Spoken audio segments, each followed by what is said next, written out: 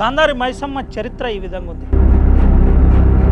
నిజంగానే రాజుల రక్షణ స్థావరాల కోసం కోటలను ఏర్పాటు చేశారు. పక్కా దీనికి ఆధారాలు కనబడుతున్నాయి. విధ్వంసం కూడా అదే విధంగా జరుగుతుంది. ఇక్కడే ద్వారం అని చెబుతారు. 12వ శతాబ్దంలో చెక్కిన ఈ కోట ఇంకా చెక్కు చెదరకుంటుంది. తవ్వకాలు గాంధారి మైసమ్మ కిలను వేధిస్తూనే ఉంది.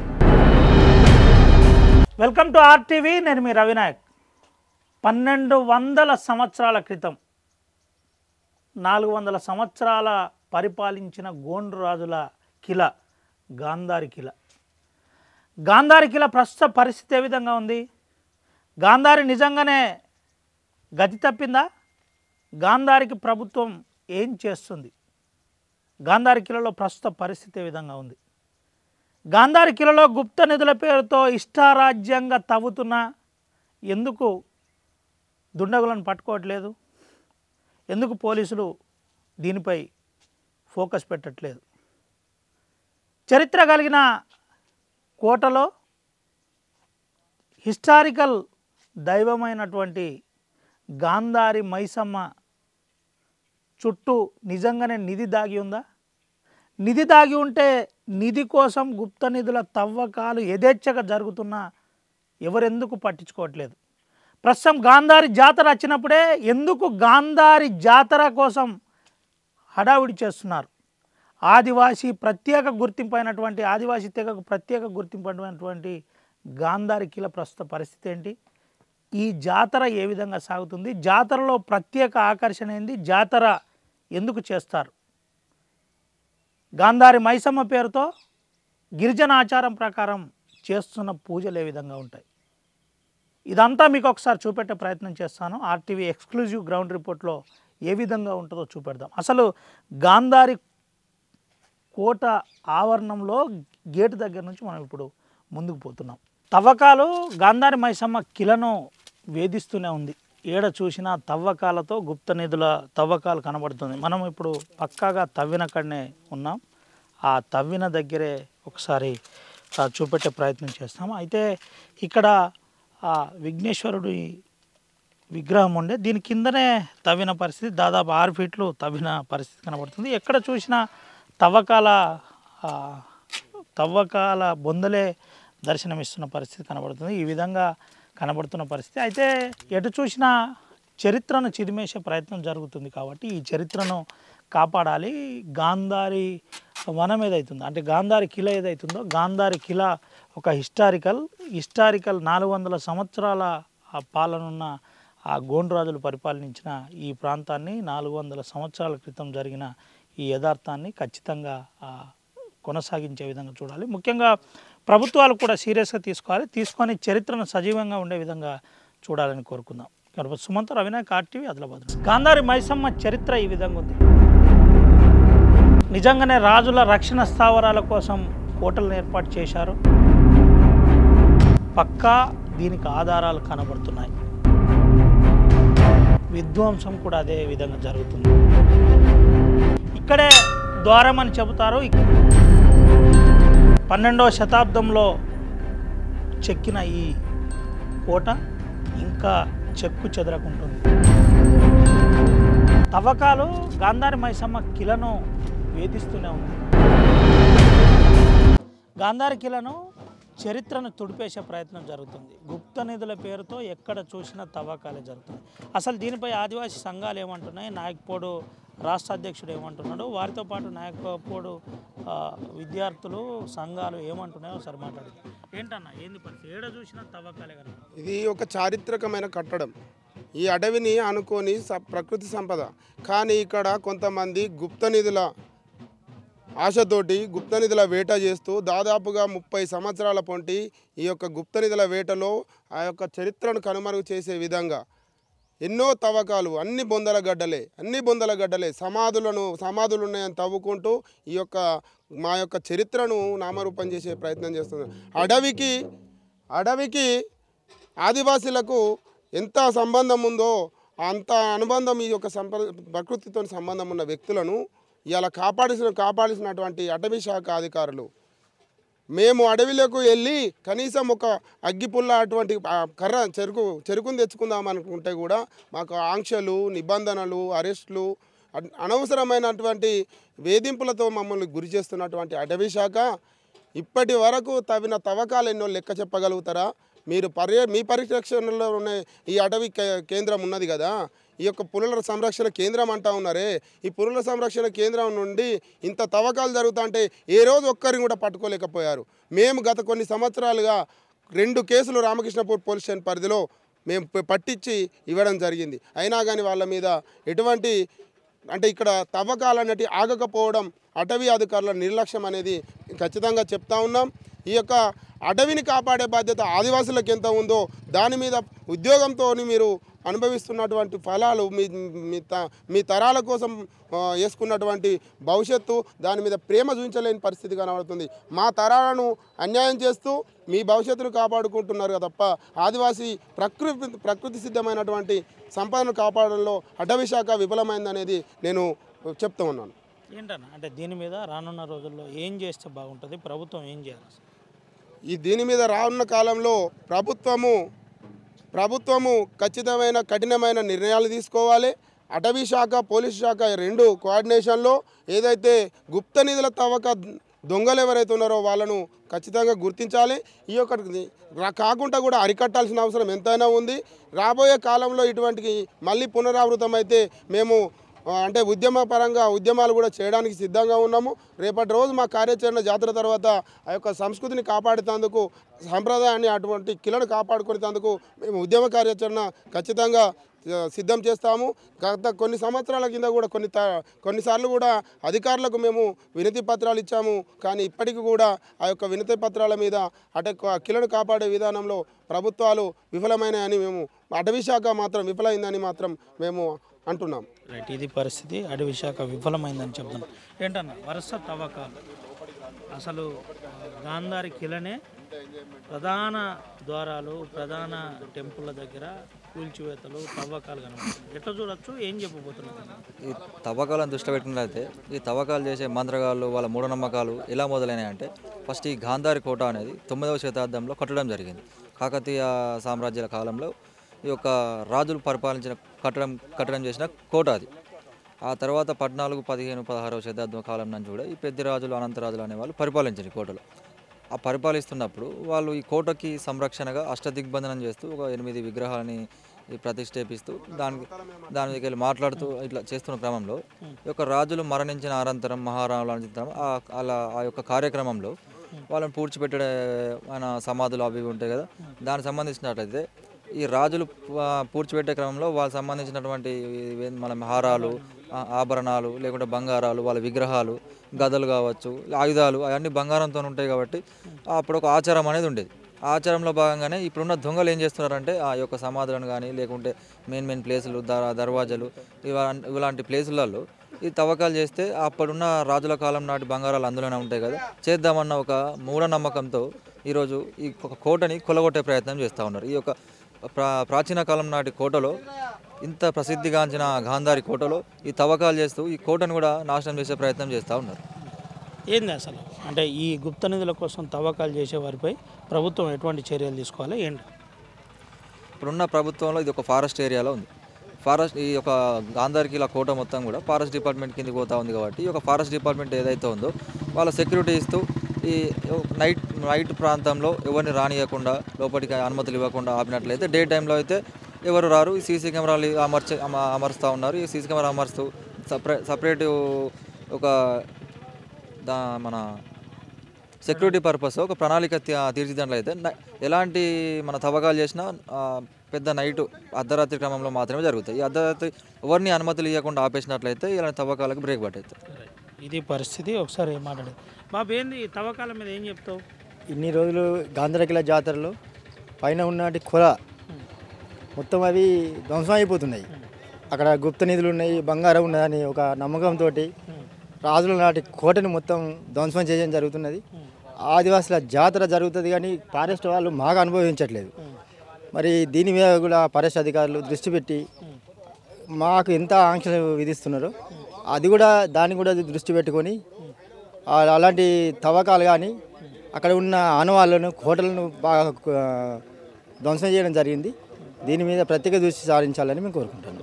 ఇది పరిస్థితి. ప్రత్యేక దృష్టి సాధించాలి. ముఖ్యంగా తవ్వకాలు చేసేవారిపై కఠినంగా వ్యవహరించాలి. గతంలో మేము పోలీస్ స్టేషన్కు అప్పజెప్పాం, ఆర్కేపీ పోలీస్ స్టేషన్లో అప్పజెప్పిన దానిపై ఒక గట్టి చర్య లేకపోవడం వల్లనే ఇంకా కొనసాగుతుంది. ఇలాగే కొనసాగితే రానున్న రోజుల్లో ఉద్యమాన్ని తీవ్రతరం చేస్తాం, అందరినీ కలుపుకొని దీని మీద ఒక ఉద్యమాన్ని రూపొందించబోతాం అని చెబుతున్న పరిస్థితి. మాకు వంట చెరకు తీసుకొస్తే అడ్డుకునే ఫారెస్ట్ అధికారులు ఇంత జరిగినా ఎందుకు నోరు మెదపట్లేదని ఆదివాసీ సంఘాలు ప్రశ్నిస్తున్న పరిస్థితి కనబడుతున్నాయి. కిలపైన ప్రస్తుత పరిస్థితి ఏంటి, ఏ విధమైన పూజలు అక్కడ జరుగుతాయి, ఏంటి అసలు అంశం, మనతో ఒక ఇక్కడ ఎప్పుడు ఉండే వ్యక్తి ఉన్నాడు, ఒకసారి మాట్లాడిద్దాం. ఏంటన్నా అసలు నమస్కారం అండి. ఏంటి పరిస్థితి, ఏంటి పైన ఏం జరుగుతుంది, ఇది చరిత్ర ఏంది, ఏం జరుగుతుంది అసలు? గాంధారి కిల్లా అనేటటువంటి చాలా ప్రశస్తమైనటువంటి జాతర అండ్ అమ్మవారు కూడా చాలా శక్తివంతమైనటువంటి అమ్మవారు చెప్పాలి అని అంటే. ఎందుకంటే మహిషాసుర మర్దిని,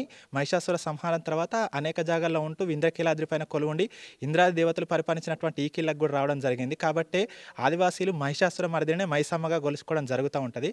యాక్చువల్లీ మనకి దగ్గరలో వెనక వైపు దొనలో అమ్మవారి శక్తి ఉన్నట్టుగా చెప్తారు. సో బహిర్గతంగా ఎక్కడ లేనట్టుగా ఒక గడప, లక్ష్మీప్రదమైన గడప మీద అమ్మవారు వెలిసి ఉంటారు. ఇక్కడ చాలా ప్రత్యేకమైనటువంటిది. అండ్ అనేకమైనటువంటి ఉంటాయి. ఇక్కడ ఉన్నటువంటి అనేక కొండల పేర్లు కూడా చెప్పాలంటే మోక్షాద్రి, ఇంద్రాద్రి, శేషాద్రి, అంజనాద్రి అండ్ కైలాసాద్రి పర్వతాలు ఉన్నాయి. ఈ పర్వతాలన్నిటికి కూడా క్షేత్రపాలక దైవమైనటువంటి భైరవమూర్తి. మొదటగా చూస్తే మనకు ఆదిభైరవమూర్తి, దాని తర్వాత కాలభైరవమూర్తిని మొండిబేతాళుడని, దాని తర్వాత భూతబేతాళుడని, దండనాయకుడు అని పిలుస్తారు. దాని తర్వాత మనం ఇంకా చివరిలో చూస్తే కనుక మోక్ష భైరవుడు అని కూడా ఉంటుంది. సో మనం అలాగా మోక్షాద్రి కాడ ఆదిభైరవుని చూసుకొని, అదేవిధంగా మనము కాలభైరవుని చూసుకొని ఇంద్రాద్రి మీద ప్రతిష్ఠితమైనటువంటి మహిషాసురమర్దిని స్వరూపమైనటువంటి మైసమ్మని దర్శించుకొని, ఆ తర్వాత శేషాద్రి మీద ఆదిశేషుని యొక్క రూపాన్ని, అదేవిధంగా అక్కడ ఆదిశేషుడు ఉంటాడు. ఆ స్వామివారు మాత్రం అమ్మవారితో కలిసేసి విష్ణుశక్తి ఇక్కడ ఉంటుంది. మనం పైకి ఎక్కగానే పైన విష్ణుమూర్తి ఉంటాడు, ఎవరికి కూడా దర్శనం ఇవ్వడు, పైన ఉంటాడు. దాని తర్వాత నెక్స్ట్ ఆ పక్కనకి వెళ్తే అంజనాద్రి పర్వతం మీద అంజనాయుడు ఉంటాడు. ఇంకా చివరిగా అందరూ కూడా కైవల్యం కోరుకుంటారు కాబట్టి కైలాస పర్వతం, దాన్ని మనం ఈరోజు సౌత్లాబాయి గుట్ట అంటాం. సో కైలాసానికి ప్రతీకగా ఏవైతే ఉంటాయో రాక్షసతాల్, అది రావణాసురుడి యొక్క ప్రతిష్ఠిత బావి. అదేవిధంగా మానస సరోవర్, అది స్వచ్ఛమైనటువంటి బ్రహ్మ నిర్మితమైనటువంటిది. అదేవిధంగా గౌరీకుండ్, అమ్మవారి స్వరూపమైనటువంటి గౌరీకుండంతో 3 బావులు ఉంటాయి. అక్కడే ఈ కొండని పరిపాలించినటువంటి గంధర్వులు, యక్షునులు, కిన్నెరులు వీళ్ళందరూ కూడా పరిపాలించినట్టుగా మనకు నాగశేషుని దగ్గర కనిపిస్తుంది. వీళ్ళతో పాటుగా కూడా భైరవ శక్తి ఒకటి ఉంటుంది. అక్కడ నాగభైరవుడు అని కూడా ఇంకొక మూర్తి ఉంటుంది. కాకపోతే ఏంటంటే చాలా గుప్త నీళ్ళ వేటలో చాలా అనేకమైన విగ్రహాలు ధ్వంసమైపోయాయి. సౌత్లాబాయి గుట్టకాడ కూడా ఉన్నటువంటి ఆ కొండలింగమయ్య స్వామి ఎవరైతే ఉన్నారో ఆ స్వామిని కూడా ధ్వంసం చేస్తే మేము నర్మదా నది నుంచి మళ్ళీ విగ్రహాన్ని తెప్పించి ప్రతిష్ఠించి యథావిధిగా మళ్ళీ భక్తులందరూ కూడా దర్శించుకునే విధంగా కల్పించాము. ఈరోజు కూడా పూజలు జరుగుతున్నాయి. కాకపోతే ఏంటంటే ఆ బావులలోకి వచ్చే నీటి కాలువలను కూడా చాలా వరకు గుప్త నిధులు కూడా ధ్వంసం చేయడం ద్వారా ఆ కాలువల వాటర్ అంతా కూడా వేరే వైపు డైవర్ట్ అయ్యి అసలు బావులలో నీళ్ళు రావట్లేదు, అభిషేకానికి కూడా నీళ్ళు ఉండట్లేదు.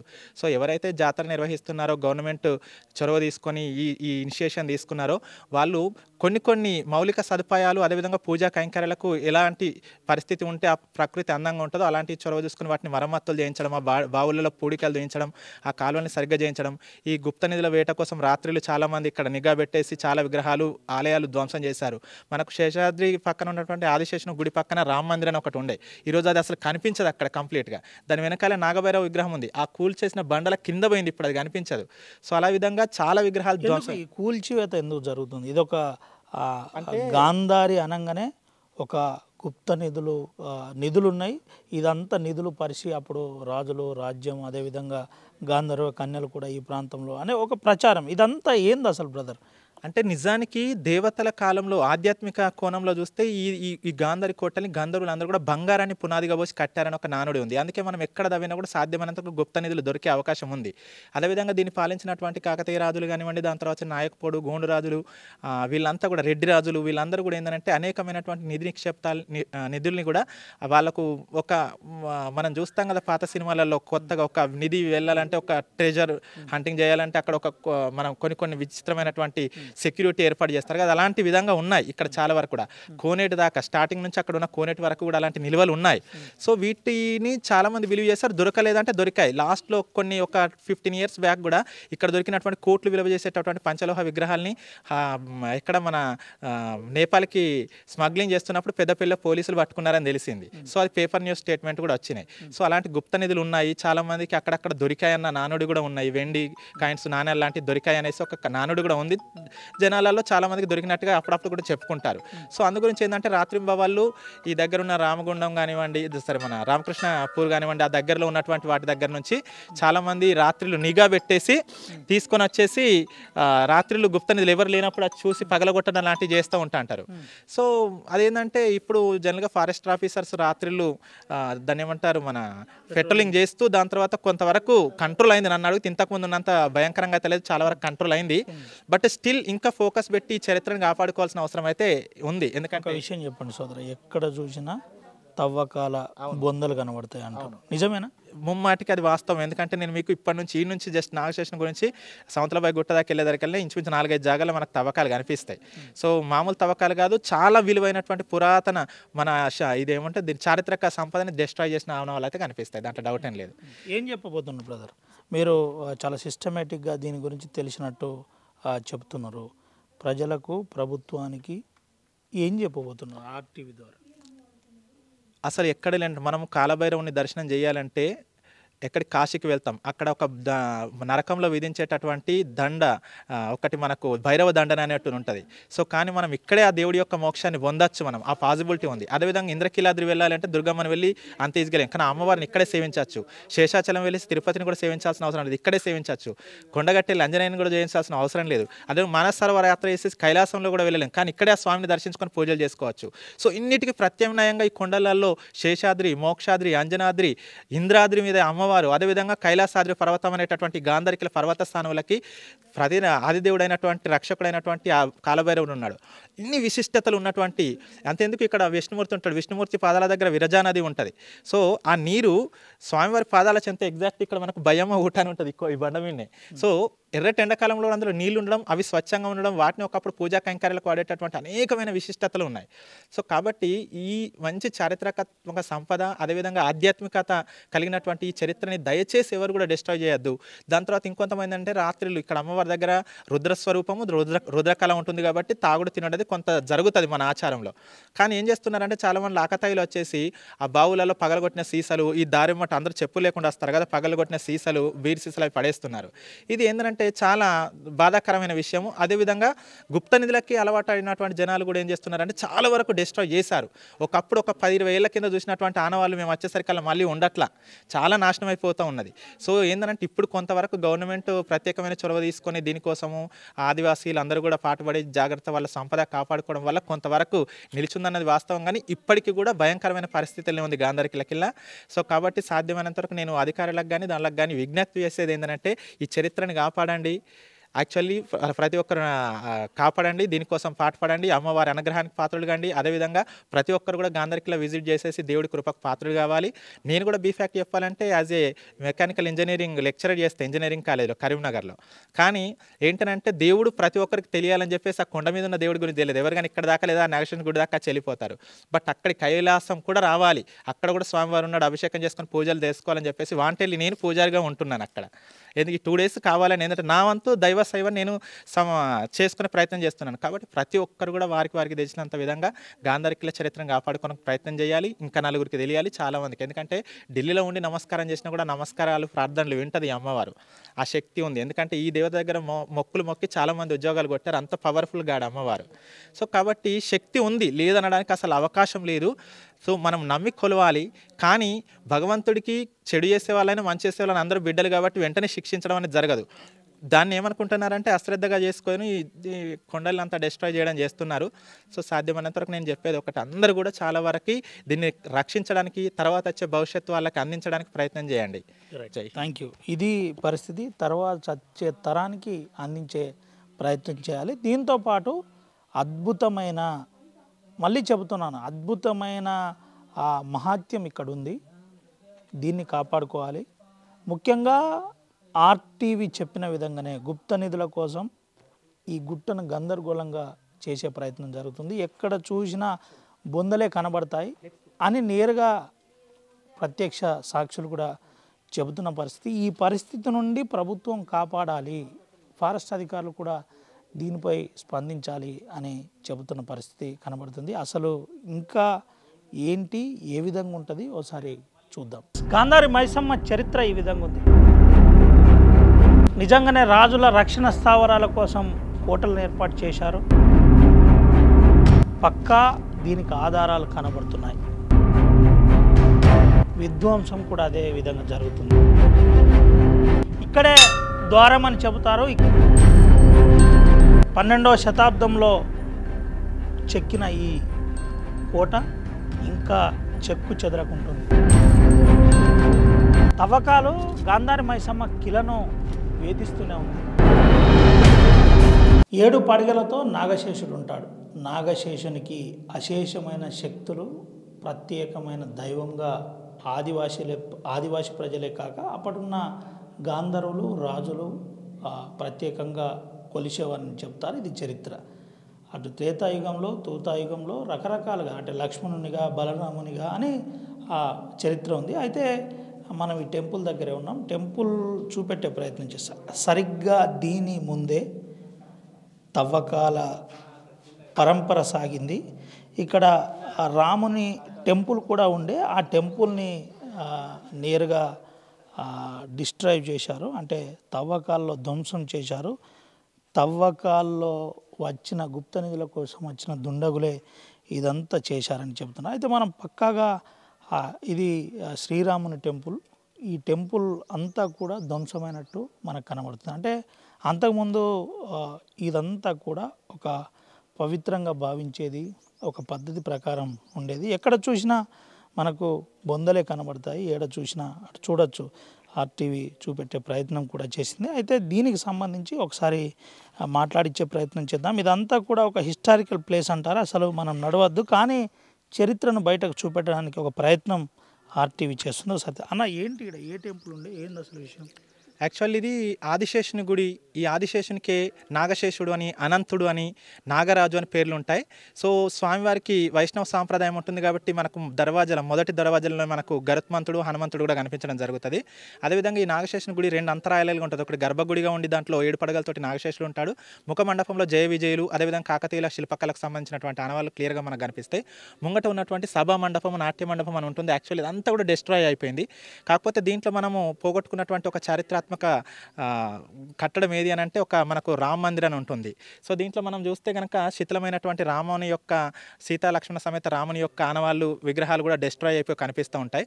సో ఈ కొండని గంధర్వ కోట అనడానికి మూల కారణమైనటువంటి గంధర్వులు ఈ కొండని విజిట్ చేయడం ద్వారా, ఇక్కడ వాళ్ళు నివాసం ఉండడం ద్వారా, ఈ కోటలు నిర్మించడం ద్వారా వచ్చిందని చెప్తాం కదా. సో దానికి ప్రత్యేకమైన ఆనవాళ్ళు ఏంటంటే ఇక్కడ మనం చూస్తే కనుక క్లియర్గా గంధర్వులు ఈ కొండ మీద మూవ్ అయినట్టుగా, ఇక్కడ కదలికలు మనకు కనిపించినట్టుగా వాళ్ళ యొక్క మూర్తులు క్లియర్గా మనకు కనిపిస్తాయి. అదేవిధంగా ఈ రాముని యొక్క గుడి వెనకాల మనకి ఈ అంశాలతో ఉన్నటువంటి నాగభైరవుడు అని అందులో ఉంటాడు ఒక స్వామి. యాక్చువల్లీ గుప్తంగా, రహస్యంగా ఉన్నటువంటి అవ్యక్తంలోకి వెళ్ళిపోయినట్టు కనిపిస్తుంది. ఎందుకంటే క్లియర్గా మొత్తం డిస్ట్రాయ్ చేయడం ద్వారా ఆ బండలన్నీ కూలిపోయి, ఆ రాళ్ళన్నీ కూలిపోయి, ఆ దేవతామూర్తులు పూజాధికారులు లేకుండా అలా శిథిలావస్థలో చెత్తకుప్పల చెత్తలాగా పడిపోవడం జరిగింది. అదేవిధంగా గుప్త నిధుల వేట కోసం మనం క్లియర్గా చూస్తే కనుక పెద్ద పెద్ద గుంతలు తవ్వి సో విలువైన చారిత్రాత్మక సంపదని డిస్ట్రాయ్ చేస్తున్నట్టు మనకు కనిపిస్తూ ఉంటుంది. సో ఎవరైనా దీన్ని కొద్దిగా చొరవ తీసుకొని ఇంకా పూర్వ వైభవాన్ని తీసుకురావాలని మనస్ఫూర్తిగా వేడుకుంటూ ఉన్నాం. ఇది పరిస్థితి. ఏడ చూసినా మనకు బొందలే కనబడతాయి. నాగశేషుని ముందే, టెంపుల్ ముందే బొందలు తవ్విన బొందలు. అయితే చరిత్రాత్మకమైన ఆనవాళ్ళు కూల్చేశారని చెబుతున్న పరిస్థితి. ఈ విధంగా అసలు ఎందుకు ఇదంతా చెప్పే ప్రయత్నం ఇప్పుడే జరుగుతుందంటే, రేపు విఐపీలు, ఈరోజు విఐపీలు తరచుగా వస్తూ ఉంటారు. దీని ద్వారానైనా దీనిపై ఒక ఖచ్చితమైన ఆలోచన రావాలని మనం ఒక ప్రయత్నం చేస్తున్నాం. అసలు ఏ విధంగా ఉంది, ఏంటి అసలు పరిస్థితి ఏంటి, ఒకసారి ఇంకా పైనకు వెళ్ళి చూద్దాం. గాంధారి జాతర 3 రోజుల పాటు కొనసాగనుంది. ఈ జాతరకు పోలీసులు కట్టుదిట్టమైన బందోబస్తు ఏర్పాటు చేశారు. ఎటువంటి అవాంఛనీయ సంఘటనలు జరగకుండా జాగ్రత్త పడుతున్నారు. ముఖ్యంగా అంతా కూడా హిల్ ఏరియా కాబట్టి జాగ్రత్త పడుతున్న పరిస్థితి కనబడుతుంది. అయితే ఆ బందోబస్తు ఏ విధంగా ఏర్పాటు చేయబోతున్నారు, విఐపీలు ఎవరు రాబోతున్నారు, ఏంటి పరిస్థితి, ఒకసారి మనతో పాటు ఆ స్థానిక సిఐ ఉన్నాడు, ఒకసారి తెలుసుకున్నాం. ఏంటి సార్, ఎట్లా ఉండబోతుంది, ఏంటి అసలు పరిస్థితి? యాక్చువల్గా గాంధారి కిల్లా జాతర అనేది ఎస్టర్డే నుంచి ప్రారంభం కావడం జరిగింది. కాకపోతే నిన్న ఎవరైతే ఉన్నారో ఆదివాసులు నిన్న వాళ్ళు సంబంధించిన వాళ్ళు వచ్చి ఆ గోదావరి జలాలతోని ఆ భీమన్న ఆ టెంపుల్ దగ్గర పూజ చేయించి ఏదైతే పట్నాలు వేస్తారో అది వేస్తూ ఉన్నారు. ఈ రోజు నుంచి ఏంటంటే మ్యాక్సిమం ఈ రోజు ఈవినింగ్ నుంచి మనకు పబ్లిక్ అనేది చాలామంది పబ్లిక్ రావడం జరుగుతుంది. ఈ రోజు ఈ నుంచి రేపు ఈవినింగ్ వరకు కూడా పబ్లిక్ అందరూ కూడా మోస్ట్లీ స్టే చేస్తూ ఉంటారు. దేవుని దర్శనం చేసుకొని ఇక్కడనే వంటలు చేసుకొని ఇక్కడనే ఉండి తిని వెళ్ళిపోతూ ఉంటారు. దీంట్లో భాగంగా మా పోలీస్ డిపార్ట్మెంట్ నుంచి మా యొక్క సిపి రామగుండం శ్రీనివాస్ సార్ మరియు డీసీపీ మంచిర్యాల భాస్కర్ సార్ గారి ఆదేశాల మేరకు చాలా పటిష్టమైన బందోబస్తు చేయడం జరిగింది. నియర్లీ 150 to 200 మెంబర్స్ పోలీస్ పర్సనల్తో షిఫ్ట్ వైజ్ డ్యూటీ చేయడం జరిగింది. ఎవరు కూడా వచ్చిపోయే పబ్లిక్కి ఎక్కడ కూడా ఆటంకం లేకుండా, ఎటువంటి ట్రాఫిక్ జామ్స్ లేకుండా, మరియు పార్కింగ్ ప్లేసెస్లలో కూడా నిర్దిష్టమైన పార్కింగ్ ప్లేస్ పెడుతూ ఆ పార్కింగ్ ప్లేసెస్లో వెహికల్ అన్ని పార్కింగ్ అయ్యేటట్టు, మరియు ఎక్కడైతే మనము భక్తులు కొండపైకి ఎక్కుతూ ఉంటారో అక్కడ కూడా మైసమ్మతల్ని దర్శనం చేసుకున్న అక్కడ క్యూ లైన్ మెయింటెనెన్సే కానీ ఎక్కడ కూడా ఎవరికి ఇబ్బంది లేకుండా మేము అన్ని విధాలా కూడా షిఫ్ట్ వైజ్ డ్యూటీ చేస్తూ పటిష్టమైన బందోబస్తు ఏర్పాటు చేయడం జరిగింది. రేపు కూడా వచ్చే భక్తులు కూడా మా యొక్క సూచన ఏంటంటే ఎవరైనా కూడా నిర్దిష్టమైన పార్కింగ్ ప్లేస్లో వెహికల్ పెట్టుకొని ఎక్కడ కూడా రోడ్ల మీద పెట్టి వచ్చిపోయే వాళ్ళకు కొంచెం ఆటంకం కలిగకుండా మాకు సహకరించాలని చెప్పి ఒక అందరు కోఆర్డినేషన్తో, ఆల్ డిపార్ట్మెంట్స్ కోఆర్డినేషన్తో మీ అందరూ కూడా ముందుకు వెళ్తూ ఒక జాతరని ఒక సక్సెస్ఫుల్గా కంప్లీట్ చేసేందుకు మేమందరూ కూడా ప్రిపేర్ అయ్యి ఉన్నాం. ఏంటి సార్ ఇదంతా కూడా గుట్ట ప్రాంతం, రాత్రిపూట ఏమేమి అరేంజ్ చేసినారు, ఏంటి బందోబస్తు ఎట్లా ఉండబోతుంది? దీనికి సంబంధించి ఈ ఆదివాసీలు ఏదైతుందో ఆ గవర్నమెంట్ ట్రైబల్ వెల్ఫేర్ డిపార్ట్మెంట్ వాళ్ళతో కోఆర్డినేట్ చేసుకుంటూ వాళ్ళు ఇక్కడ ఈ అరేంజ్మెంట్స్ ఏదైతుందో ఇక్కడ దర్బార్కి సంబంధించిన అరేంజ్మెంట్స్ కానీ, ఈ లైటింగ్ ఏదైతుందో జనరేటర్తో లైటింగ్ కానీ, ఈ మన మున్సిపల్ డిపార్ట్మెంట్ కానీ, గ్రామ పంచాయతీ బుక్కలగుట్ట కానీ వీళ్ళందరూ కూడా ఎక్కడైతే మనకు రోడ్స్ శానిటేషన్ కానీ, డ్రింకింగ్ వాటర్ సప్లై కానీ, ఇంకా ఫైర్ డిపార్ట్మెంట్ వాళ్ళు కూడా ఇక్కడ ఉండడం జరిగింది. ఇక్కడ ఎటువంటి సమ్మర్ వస్తుంది కాబట్టి ఆ ఫైర్ కూడా అంటుకొని ఎక్కడ ఫారెస్ట్ అడవి కూడా ఎక్కడ కూడా ఏం కాకుండా ఎవరు కూడా ఎటువంటి ఇన్సిడెంట్ కాకుండా ఉండేందుకు ఇక్కడ కూడా లైటింగ్ ఏర్పాటు కూడా వాళ్ళు చేయడం జరిగింది. దర్బార్కు ప్రజాప్రతినిధులు ఎవరైనా వస్తున్నారా? మోస్ట్లీ ఇన్విటేషన్ అయితే వాళ్ళు ఇవ్వడం జరిగింది. కన్సర్న్ లోకల్ మన ఎంపీ గారు కానీ, ఎమ్మెల్యే గారు కానీ, ఇంకా మన డిస్టిక్ లెవెల్ ఆఫీసర్స్ కానీ, ఐటీడీఏపీఓ గారు కానీ, కలెక్టర్ గారు కానీ, మోస్ట్లీ ఆఫీసర్స్ కూడా అందరూ కూడా వచ్చే అవకాశం ఉంది. అది ఇక దర్బార్కి వాళ్ళు ఇచ్చిన ఇన్విటేషన్ బట్టి ఆఫీసర్స్ గవర్నమెంట్ ఆఫీషియల్స్ కానీ, పొలిటికల్ పార్టీస్ కూడా ఆఫీషియల్స్ ఎవరైతే వస్తారో అందరూ ఎవరు వచ్చినా కూడా మేము సంబంధించిన అరేంజ్మెంట్స్ బందోబస్తు కూడా. సిఆర్ ఒక ప్రధానమైన అంశం చెప్పండి, ఎటు చూసినా గాంధారి కిల చుట్టూ తవ్వకాలు, ఈ అంశంలో ఏమైనా కేసు రిజిస్టర్లు అయినాయా ఏంటి? ఏదన్నా ఆ పోలీస్ నిఘా ఉందా దీని మీద గుప్త నిధుల కోసం? మా దృష్టికి అయితే ఇంతవరకు అయితే ఏమి రాలేదండి. తవ్వకాల గురించి కానీ, ఈ ఫారెస్ట్ డిపార్ట్మెంట్ నుంచి కూడా ఏది కూడా మాకు ఎప్పుడు కంప్లైంట్స్ ఎప్పుడు కూడా రాలేదు. ఈ తవ్వకాలు జరుగుతున్నాయని కూడా ఎప్పుడు రాలేదు. అయినా కూడా మేము అన్ని విధాలా ఏది వచ్చినా కూడా అన్ని విధాలా మేము ప్రిపేర్ అయ్యి ఉండి ఇటువంటి ఏమైనా మా దృష్టికి వచ్చినా కూడా ఎవరి మీద కఠిన చర్యలు తీసుకుంటామని చెప్పి హెచ్చరిస్తున్నాం. ఆర్టీవీ ద్వారా జిల్లా ప్రజలకు ఈ జాతర అంశంలో ఏం చెప్పబోతున్నాం? ఆర్టీవీ వ్యూవర్స్ అందరూ కూడా ఈ జాతరకు సంబంధించి వచ్చేవాళ్ళు కానీ ఎవరు కూడా అందరూ కూడా మా పోలీసు వాళ్ళ విన్నపం ఏంటంటే అందరూ కూడా సేఫ్గా వచ్చి సేఫ్గా వాళ్ళు అందరూ కూడా వెళ్ళాలని, అలాగే ఎక్కడ కూడా ఎదుటి వాళ్ళకి ఇబ్బంది కలగకుండా, ట్రాఫిక్ జామ్స్ అనేది కాకుండా, రోడ్డు మీద వెహికల్స్ పెట్టకుండా నిర్దిష్టమైన పార్కింగ్ ప్లేస్లో పార్కింగ్ చేసుకుంటూ పోలీసు వాళ్ళకు సహకరిస్తూ మంచిగా ఆహ్లాదకరమైన వాతావరణంలో వాళ్ళు మంచిగా జాతర కంప్లీట్ చేసుకొని సేఫ్గా వెళ్ళాలని చెప్పి మేము కోరుకోవడం జరుగుతుంది. ఇది పరిస్థితి. అందరూ సహకరించాలి. ఈ జాతరకు సంబంధించి అన్ని ఏర్పాట్లు చేశాం. ముఖ్యంగా హిల్ ప్రాంతంలో కూడా ఎటువంటి ఇబ్బంది లేకుండా జాగ్రత్త పడుతూ ఎటువంటి అసాంఘిక కార్యకలాపాలు మా దృష్టికి వచ్చినా, ఇబ్బంది జరుగుతుందని తెలిసినా వెంటనే కఠినంగా వ్యవహరిస్తామని సిఐ మందమరి చెప్పిన పరిస్థితి. సుమంతరావు వినాయక్, ఆర్టీవీ, ఆదిలాబాద్. గాంధారి మైసమ్మ చరిత్ర ఈ విధంగా ఉంది. నిజంగానే రాజుల రక్షణ స్థావరాల కోసం కోటలను ఏర్పాటు చేశారు. పక్కా దీనికి ఆధారాలు కనబడుతున్నాయి. విధ్వంసం కూడా అదే విధంగా జరుగుతుంది. ఇక్కడే ద్వారం అని చెబుతారు. 12వ శతాబ్దంలో చెక్కిన ఈ కోట ఇంకా చెక్కు చెదరకుంటుంది. తవ్వకాలు గాంధారి మైసమ్మ కిలను వేధిస్తూనే ఉంది. మరిన్ని వీడియోస్ కోసం ఛానల్ ని సబ్స్క్రైబ్ చేయండి. లేటెస్ట్ అప్డేట్స్ కోసం వాట్సాప్ ఛానల్ ని ఫాలో అవ్వండి. ఆ లింక్ డిస్క్రిప్షన్ లో ఉంది.